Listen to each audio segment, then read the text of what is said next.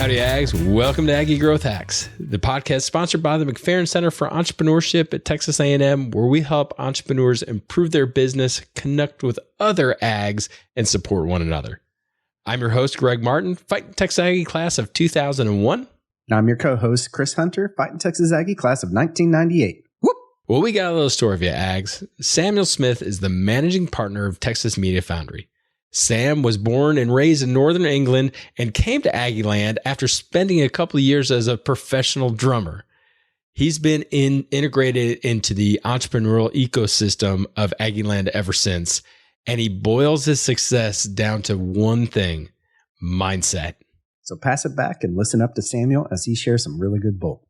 Welcome back, Ags. We have got a first for Aggie Growth Hacks. Mr. Samuel Smith, thank you for joining us today. You are living in Aggieland. Aggieland is your home, but you're not a former student of Texas A&M, but you are so ingrained into the entrepreneur community here in Bryan College Station that we just had to have you on the podcast. Sam, what is it about Aggieland that makes it so special from an entrepreneur's perspective? Man, first off, Greg and Chris, thank you so much for having me on the show, man. It's an absolute privilege to be here, especially as a non-Aggie transplant.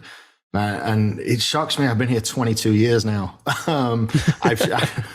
I remember them digging the hole for the fountain on University Drive. You know, I've been around. I've been around a long time, and you know what makes College Station and Aggieland so special for entrepreneurs, I think, is the transient nature of the town. It's a town where we've got a very solid core of people that have stayed, but it's also a town where we've got people that come and go and they leave, and you get the opportunity to meet and work with such incredible talent that's passing through the school system or passing through a higher education program. There's such a massive amount of resources and talent that they just kind of come and go through town, and you can dip into that river of talent and really help to develop them and help to grow your own company, man. I love it here. It's the perfect place. It's not too far from anywhere, but it's quiet enough to actually be somewhere that you can settle down and build a life in. You know, you don't get lost in the mix of the big city. Man, I absolutely love this community. And as much as the pull is there for me to go to Dallas or go to Houston with my businesses, I don't ever see myself leaving, you know? Love it. As an entrepreneur that's been here for 20 plus years myself, I feel the same exact way as you. So that's so cool. All right. So tell us a little bit, Samuel, about you, your businesses, and, you know, how did you fall into those, and how are you doing it all and managing it? It's difficult. Nobody tells you when you start out as an entrepreneur that there's no finish line. You know, you just, you like, you know, back in my early 20s when I started out, you'd have a $500 problem that seemed to be the end of the world. And then, you know, in your 30s, you got a $5,000 problem. And in your 40s, you got a $500,000 problem. It's always the same. But like, I got into entrepreneurship from, you know, I grew up in Northern England, and money was tight. And it seemed like every single one of my mentors and father figures and role models, they all had a job, and then they all had a side hustle. They all had something else that they do, be it mowing yards or be it painting houses or be it working on cars. Everybody had that little extra side hustle. And so, you know, when it came time for me to get a job in my early 20s, I just went straight to the side hustle and just did that full time. And I never stopped. And, you know, I've got a long story that I talk about on my podcast, but I retired at 36, and I had managed to lose everything by 37, owing to the fact that, you know, the first time you get really successful and have a real serious amount of money, if you've got no leadership and no real mentors, it's very difficult to keep control of that money and invest it properly as somebody that's newly rich. And so I ended up starting from scratch again at 37 years old and said, what can I do? And I did what most people that are lost do is, you know, you go get a real estate license because real estate looks easy, and I could sell real estate. And from real estate and from my background in marketing, I ended up producing multiple videos over and over to sell real estate. And that led to a media company And so now I'm in the process of, in fact, this is coming out in November, so I can say this. I'm in the process of selling my real estate brand to focus full time on media creation and podcasting, which has just been an incredible gift. I love getting to create media. I love making commercials and doing that kind of stuff through the real estate industry. And I got so into it for selling real estate. I now just make commercials and I make videos for other companies. And I feel like the luckiest guy in the world sometimes. It's wonderful. Well, Samuel, as you've kind of grown through your entrepreneur journey, I mean, I just hear in that brief description, I mean, there was ups, there were super, super high, and there were downs, super, super low. And probably a myriad in between. But now you've got the vision, you've got the plan, you have the people around you to really allow you to kind of take that and exponentially grow. Is there something that you can point to that was like a tipping point to say, okay, this is for real. Now it's a matter of just pouring gasoline on this system and it's going to take off. Is there something you can kind of hone in and share with us? Yeah, there's been two. There's been two tipping points. The first one was in 2017. And I don't want to bore your listeners with talk of alcoholism, but what I do now involves a lot around talking to entrepreneurs who are struggling with alcohol. And the first tipping point in my life was after my company had collapsed. I had already bought the tickets, so we were over in England for my sister's wedding, and I'd been drunk for 2 weeks straight. I mean, it was a traditional, English wedding. There was pre-drinking and drinking and post-drinking, and as far as like major life tipping points for me, I just lost a 7-figure company we were on track to do 8 figures in revenues that year. I just lost all of my cash flow. And my answer was to go down into the bottom of a bottle and stay there, frankly. And I was leaving for the airport at 5:15 in the morning and hungover and hugging my family goodbye. And now I'm going to give your editors one to bleep out. So be sure and timestamp this, because this was the switch. At the time, my 63-year-old mother, she stood on her tiptoes. She's 5'5" and I'm 6'4". And she whispered in my ear, sort your life out. And my mother had never, ever, ever talked to me like that. She'd never sworn at me. I mean, obviously, spanked me when I needed it, when I stepped out of line as a kid. But as an adult, for my mom to turn around and say that, it was like, it was just like a knife right in the middle of my chest. I was in the worst mood after that, driving to the airport. And I got on the airplane and I sat in my seat in business class and I ordered a double Jack and Coke. And as she brought it back, I was like, you know what, let me just get a Coke. Then I switched, I got a Diet Coke because that was even better for me, right? And it was that moment that I thought, you know what, let me just have a day off. I'm not going to have a drink today. And, if you've ever flown back from Europe, it's a pretty long day. And so I got home and I'm like, you know what, I don't have any alcohol in the house. I'll just get some tomorrow. And from there, the next day I woke up and I didn't have a hangover. And that's something I hadn't remembered in a long time, especially, as a struggling entrepreneur, when you turn to the bottle, you tend to have a lot of hangovers. And I thought, man, I wonder if I could make it today and not have a drink. And that was my first full day completely sober. And I just did it one day at a time. That was the big tipping point in life. The big and that was 5 years ago. That was 5 years ago. Yeah, dude, congratulations! Oh, that is so awesome. I just don't want my mum to ever swear at me again. There's something about having somebody you love so much that's given you so much in life. There's something about when they swear at you out of utter desperation and utter disappointment. It feels a lot different. You don't ever want your mom to say that to you. Now your dad can say that, smack you around the back of the head. That's one thing, but when your mum says it, wow. And, I don't recall a time my mum had ever sworn at me like that in her entire life, which is, why I told the story verbatim. It was so shocking. But one that probably most of the audience will relate to as the tipping point recently that took my business to the next level, and this is just a few months ago that this happened, is that my real estate business was growing and my media business was growing. And I felt stretched like a rubber band between the two, and something had to give. When you set out as an entrepreneur, you want to do all the things that come to you. You want to take every opportunity. Yeah, I can do that. Totally invincible. But there comes a point when you realize that your time is the most valuable asset you've got. And you need to look at what the greatest impact you can have with that time is and what the greatest return on investment you can have with that time is. And when I looked at everything I was passionate about, and I look and see everything that I'm good at, everything that I'm great at, then I had to make a commitment to be all in at one particular thing rather than be good at a whole bunch of little things. And that's really, over the last couple of months, it's really allowed my sales pipeline in media to just jump exponentially.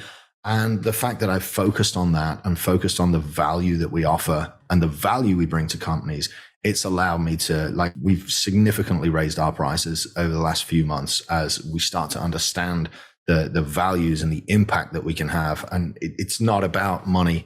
It's about providing value and helping businesses by having an impact directly on their bottom line. And then the money you charge doesn't matter. It's the value you deliver. So yeah, that's more value than the price you're charging. That's something that every entrepreneur, I think that they intrinsically know. Mm-hmm. And that sounds like a really cool business platitude until it comes time to tack another zero onto your price. And then you've got that gut wrenching feeling of, oh crap, am I just lost the sale because of this? But you're the example of, no, you won't lose the sale. You'll get 5 more. That's the thing, because, you make the mistake as a young entrepreneur, you've always been paid hourly. So you go in and you're used to making $15 an hour, and then somebody's ready to pay you $50 an hour. And you're like, oh my goodness, this is amazing. And you get paid by the hour still. There comes a fundamental shift in everything when you start to get paid for experience and you get paid for the value you provide and not the amount of time you're there. It's not the guy that hits the nail with the hammer. It's knowing which nail to hit and how hard to hit it. And that's why you get paid, But for young entrepreneurs, it's a difficult paradigm for them to accept, in that you're paid because you're adding experience and value. You're not paid just because you're here for an hour. And so that's been a really, really important lesson that I've had to learn. That's so interesting. And something that every single entrepreneur has to learn that, in part of their journey. So you have dropped some massive value bombs here, Samuel. What would you say right now is your biggest challenge in your business, and how are you hacking that? How are you overcoming that? Oh, that's easy. And it's probably the biggest challenge in most entrepreneurs' businesses, and they just don't realize it. My biggest challenge is the little guy that lives up here in my brain. My biggest challenge is my mindset. It's believing in myself and believing in the opportunities that are coming across my desk and believing that I deserve to get those opportunities and get those chances. I've got things bouncing around now that 6 and 7 figure contracts, continuity contracts over 12 and 24 months. I've got stuff hitting my desk that I don't have the confidence and the self-belief and the understanding to be like, well, why are they calling me? I'm the guy that wears the t-shirt in a room full of guys in suits, and they're all looking at me like, this is the guy with the answers. And there's something very, very strange about that. To come from a blue collar working class background, very little money. We weren't rich. We were comfortable. We were happy, no doubt. I didn't have a traumatic childhood, but it was always go work and put in your time. And now I'm getting called by people that I still struggle to believe that I'm the guy in the room. And I am. When I mentor other entrepreneurs, it's always mindset. They don't understand that they're the expert. They don't understand that people that wear suits, they put their pants on one leg at a time, same way as you put your pants on.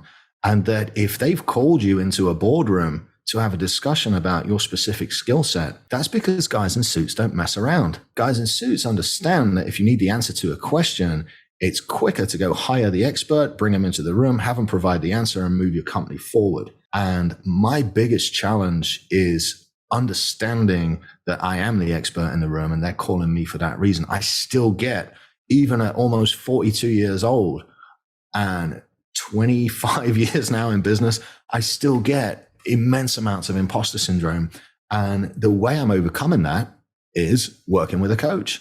And if I'd have known about coaching and known about mentoring, I didn't pay for a coach until I was 38 years old. And that's still, that shames me right now. Mm-hmm. I'm ashamed of that.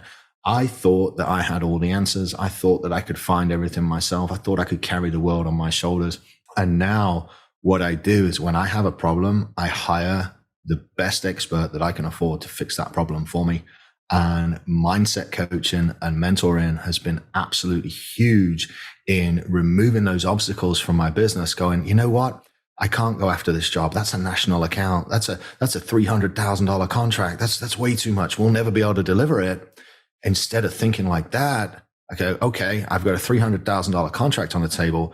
I can handle this if I have this covered and this covered. What else do I need to cover to make this a reality? All right, how do I get more of these? There's a huge mindset shift. I love that. And I love that that was so tangible that you just walk through. Okay, it is just a process of, eating an elephant one bite at a time and saying, there's a system that can be put in place with the proper resources, time, training, tools, and people that will achieve this goal. And that is so much different than what I hear some entrepreneurs try to go to or try to fake themselves out, fake it till you make it. Mindset shift is not fake it till you make it.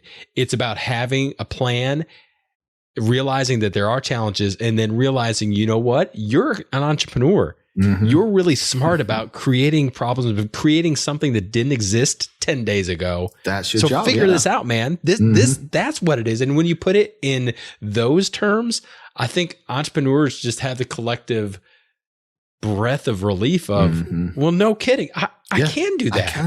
I can do that. It's not fake it till you make it though. And what I like to tell, the guys that I mentor is you take your mind and instead of looking at this massive problem, like you're saying, eat an elephant one bite at a time. When you look at an elephant, you say, wow, I can't eat that. You say, I cannot. And you change those three little words from I cannot to how can I? And the answer with an elephant, one bite at a time, right? But how can I? How can I go and execute on that $300,000 contract? How can I deliver that level of work at the quality that my clients are expecting? Because if you can come back and solve that problem, and then solve that next problem, and then solve that next problem. If you ask, how can I enough times, you will have solved every single problem, landed that contract, and you'll be on your way to delivering it. It's all up here, man. It's your best friend and it's your worst enemy.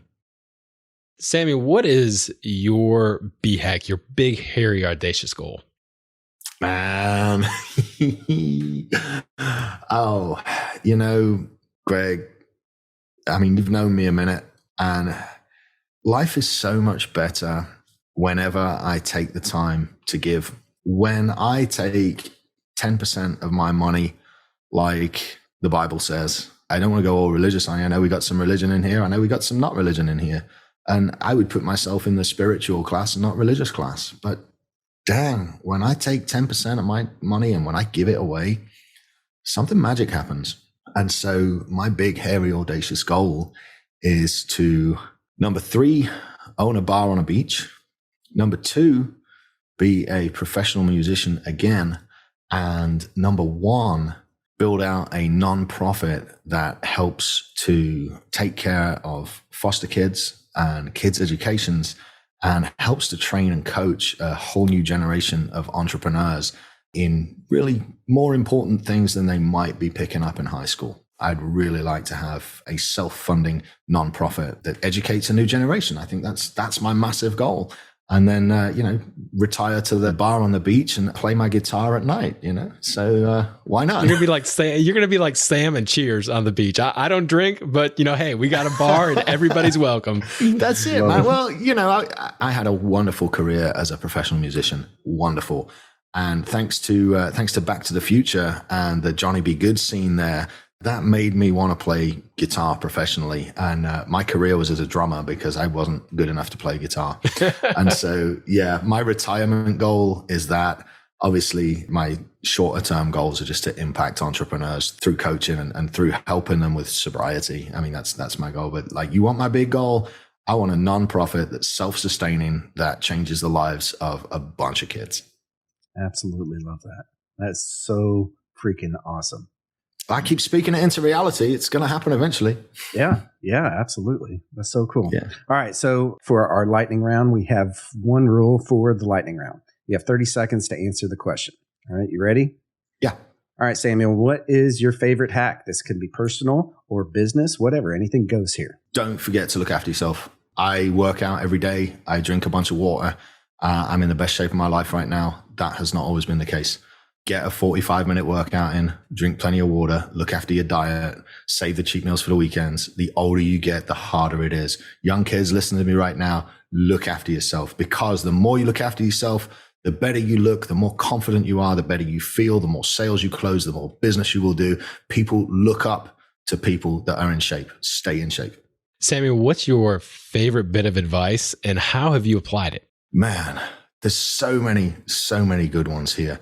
It's probably going to need me to edit this out and think of my favorite bit of advice. What do you mean favorite bit of advice? Come on, man. Jesus Christ. Don't eat. Give me two. Give me two nuggets. Don't eat yellow snow.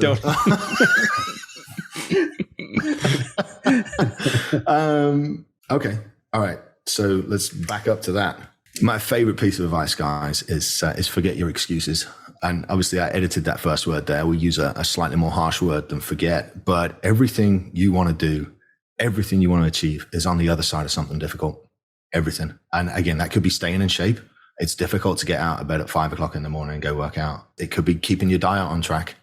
You know, everything that you want is on the other side of something hard. So forget your excuses and do the hard work. And what was the rest of it? How do I put it into? Have you applied it? Well, you applied it by getting your tail out of bed at 5 o'clock in the morning. No, I tattooed it right there on my wrist.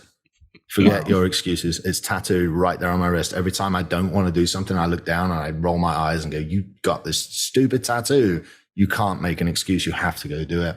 That's how I stayed so true to myself, is going, well, if you're going to wear the tattoo, then you better get on with it. But yeah, seriously, forget your excuses. Everything you want, everything is on the other side of hard work. So get out of bed and do it. Love it. Absolutely love it. All right, Samuel, what is your superpower? I would love to say flight, but unfortunately it isn't. That's the best answer we've had. I know, right? But in all seriousness, one that most people miss is focus. If you are dedicated to keeping a calendar, and if you control who comes on your calendar and who you spend your time with during the day, and if every appointment you've got is focused on a particular goal, like you can do more in 6 hours of focus work than most people can do in 3 days. So my superpower is knowing what I want and having the ability to focus on it. And get a calendar app. Like, for real, it will change your life. Like, control your time. Like, wait, are you talking about blocking and tackling your time? Yes. Yes. I win. Dude, like everything. If you would just block your time, and you can block time for time wasting. You can block 10 minutes an hour for playing on Reddit or playing video games or whatever. That's fine. It's part of life. But if you don't, then all you've got is time. It's your most precious resource. So if you block it and you apply yourself during those time blocks, you'll get far more done than if you just kind of, I like to kind of wing it. No, can't do that. One of our podcast heroes, John Lee Dumas, says that the focus is follow one course until success, to be able to just stay on that and just to like a dog with a bone, to be able to have that. So I love that guy, by the way. Great show. Outside of getting up and working out at 5 o'clock in the morning, what gets you out of bed excited to take on your day? Man, I don't like getting up and working out in the mornings. I like sleeping in and drinking coffee and all that good stuff. But really what gets me excited to get out of bed is the next project. It's always the next job. It's always the next call. It's always, I'm going to make one more sales call. I'm going to provide one more video. And most importantly, I'm going to impact one more business owner. And so having that drive and having the desire to get in there and really help people like uncomplicate their business and show them that it's 10% their skill set and 90% is replicable stuff that everybody can do. And I love it. I told you guys earlier, I feel so lucky. I feel like almost like I've got a cheat code because I get to get up and I get to go to work at something I'm passionate about doing. Doesn't feel like work. I just check the next thing off the list and keep going down it, man. I love it. But yeah, maybe I might sleep in on a Sunday, you know. That's awesome. Love it. All right. So how can the Aggie Growth Hack Network get in touch with you and support you moving forward? I am super easy to find. You can just find me on Facebook or on Instagram or on TikTok. Not with the TikTok, man. It's so hard. I don't know about dancing on that video, man. I don't know. Have you done any TikToks, Greg? You look like you might dance. You look like you might dance real well. God, no. I have a running joke. I told my son that years ago when the floss was, the rage, I told him that I created that. He probably believed you. Shut up. No, he's like, shut up, old man. You can't even do it right. Would it astound you to know that I've tried that dance and I can't do it? My kids do it and make fun of me. But no, you can follow me on all the socials. It's one handle, @smallbusinesssurgeon. Well, Samuel, thank you so much for joining us. Thank you for being, brutally and totally honest with us about your story, Absolutely. about what you're passionate about, where you are going. Ags, if you are not connected with Samuel, make sure that you connect with him. But seriously, loved our time together. Thank you so much. Thank you, guys. It's been my absolute pleasure, and I would love to pull you onto my show and get the interview done backwards, because I think you guys have too much fun asking questions. I think we should put you under the spotlight for a little bit. No. I don't know about that, but no, seriously, I think that'd be a lot of fun. Yeah. All right, wonderful. Thank you for having me, guys. I really appreciate it. Well, how about that, Ags? Was that super cool or what? I had so much fun on that interview. Samuel is so awesome and has a ton of experience as an entrepreneur. He's got a wicked cool accent too. Absolutely. Right. So he's like a 007 of the entrepreneurs world, right? At least here in College Station. So I took a lot of stuff away from that. What was your biggest takeaway there, Greg? Well, Chris, he talked about a lot, but the thing that he constantly kept coming back to, and the thing that he really said is what has changed him was his mindset. And, even he talked about, that shift of being sober for 5 years, just the mindset of saying, hey, something has to change. I've got to fix that is so powerful. But then also talking about when you change your mindset, it's not some hocus pocus, mind trick. Fake it till you make it, fake the funk, whatever you want it is. Just pretend that you can make good things happen and it'll happen. It's not some woo-woo type thing, but it's actually the mindset of saying, no, you can do this. You are worthy of this, of getting this opportunity. You know how to get this opportunity done. And then you build a plan to achieve success, however that is defined and whatever that opportunity is in front of you. But having the mindset to go from, to go from I can't to how can I? And that simple shift, but then also to be able to have practical examples of how to back that up and not just, fake it till you make it. That was really, really, I know I've been harping on it, but that's really cool. I really appreciated that. What about you? So I totally agree with you. Yeah. I know this one. I don't know. Block and tackle, right? Focus on the important stuff, right? And I know I say this all the time. I know it. And this is one of my favorite hacks of all times. And something that I try to practice every single day is block and tackle your time, right?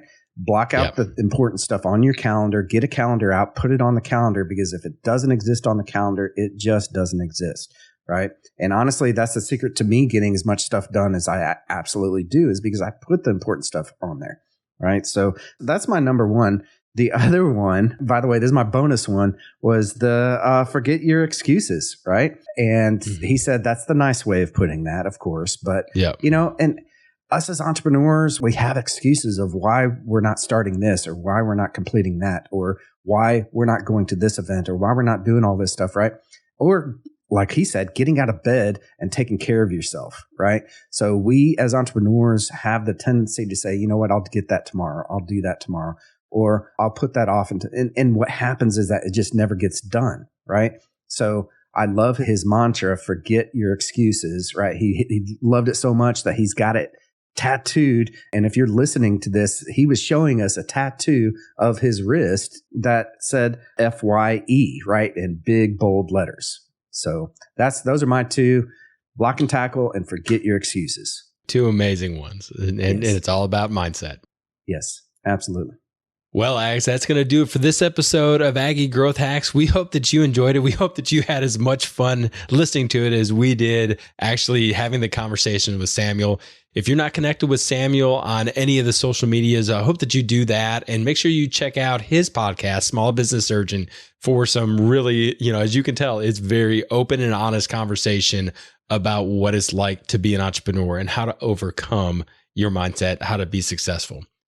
We hope that you connect with Aggie Growth Hacks. If you're not connected with Chris and I on LinkedIn, Facebook, Instagram, we hope that you reach out to us, connect with Aggie Growth Hacks.